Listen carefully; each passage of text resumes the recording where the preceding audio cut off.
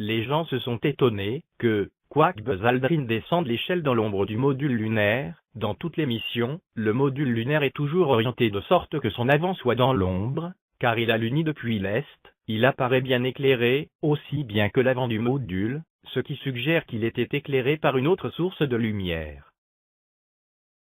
Mais les mythbusters ont fait une démonstration supposée, prouvée, que, quoique l'astronaute soit caché du Soleil, il pouvait être éclairé par le reflet du Soleil sur le sol lunaire. Ils se servent d'un projecteur proche au lieu du vrai Soleil, et un sol qu'ils affirment être proche du sol lunaire, quoiqu'ils n'en apportent pas la preuve, et, en dépit de cela, ils ne parviennent pas à recréer les mêmes conditions que sur les photos d'Apollo. Leur astronaute est plus sombre que l'astronaute des photos d'Apollo, alors que leur arrière-plan est plus brillant. Et l'échelle au-dessus de leur astronaute est nettement plus sombre que l'échelle sur les photos d'Apollo 11. Si nous adaptons la luminosité de la photo de sorte que leur arrière-plan ait la même luminosité que celui des photos d'Apollo, leur astronaute devient encore plus sombre. Ils sont loin d'avoir recréé les conditions des photos d'Apollo 11, ils n'ont guère prouvé que ce que nous voyons sur les photos d'Apollo 11 est normal.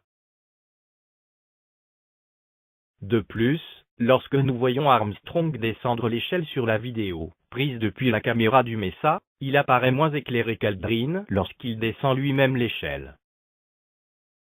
Cela signifie que, entre le moment où Armstrong a descendu l'échelle, et le moment où Aldrin l'a descendu, il y a eu une source de lumière supplémentaire ajoutée. Alors voilà qu'arrive Nvidia, qui reconnaît que le sol lunaire n'était pas suffisant pour éclairer l'avant du module lunaire, comme ce que nous voyons sur les photos d'Apollo 11, et qu'une source de lumière supplémentaire était nécessaire pour arriver à ce résultat.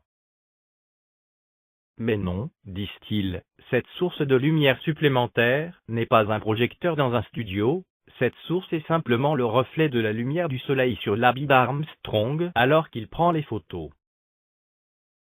Et Nvidia affirme avoir fait la démonstration, avec sa super carte graphique, que, avec la lumière supplémentaire fournie par le reflet de la lumière du soleil sur l'habit d'Armstrong, maintenant l'avant du LEM et l'astronaute pouvaient être éclairés exactement, comme ce que nous voyons sur les photos d'Apollo 11, et il nous montre une comparaison entre ce qu'il a obtenu avec son processeur graphique, et une photo d'Apollo 11. C'est étonnamment proche, très convaincant. Et toutes les revues scientifiques publient des articles affirmant que Nvidia a démoli le canular lunaire avec son processeur graphique, mettant définitivement une fin à la stupide théorie de canular lunaire. La science a gagné contre les conspirateurs lunaires. Le problème avec la démonstration d'Nvidia est qu'elle est partie d'une hypothèse qui est totalement fausse. L'habit d'Armstrong n'est pas réfléchissant comme Nvidia l'affirme. Ce n'est pas un miroir. Il ne peut pas renvoyer la lumière du soleil comme Nvidia le prétend, sinon l'habit de l'astronaute serait plus brillant sur cette photo, et également flou. Sur cette photo, Armstrong est trop proche du module lunaire pour recevoir la lumière du soleil. Elle est bloquée par le module lunaire. Sur cette photo, on peut s'étonner que le pied soit éclairé, alors que l'ombre tout autour est complètement noire. Mais ce qui est encore plus surprenant est qu'il n'y a pas de connexion apparente entre le pied et la patte du LEM. Sur cette photo, AS 1614-18437, la caméra astronomique AUV est dans l'ombre du LEM, et pourtant, elle apparaît éclairée. Oh, bien sûr, elle est éclairée par le reflet de la lumière du soleil sur l'habit de l'astronaute. Le seul problème avec cette supposition est que l'astronaute qui prend la photo tourne le dos au soleil, et donc il ne réfléchit pas la lumière du soleil dans la bonne direction, et ainsi ne peut pas la réfléchir, pour éclairer cette caméra astronomique. Et, sur cette photo, AS 1614-18439, la caméra astronomique AUV, qui est encore dans l'ombre du LEM, est probablement aussi éclairée par le reflet de la lumière du soleil sur l'habit de l'astronaute.